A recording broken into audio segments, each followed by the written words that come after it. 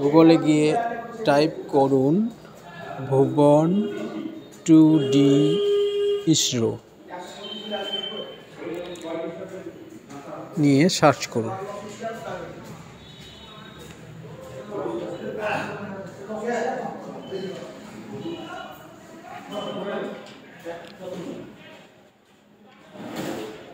এর ফলে একটা পেজ খুলে গেল, সেখানে গিয়ে Indian geo portal of ISRO, Indian geo portal of ইসরোতে ক্লিক করুন।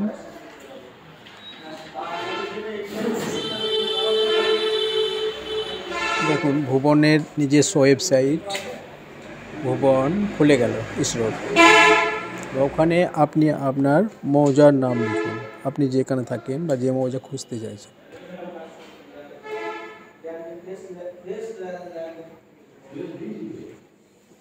পাশে পিনকোডটা লিখে দেবেন। দেখুন আস্তে আস্তে ভুবন খুলে গেল।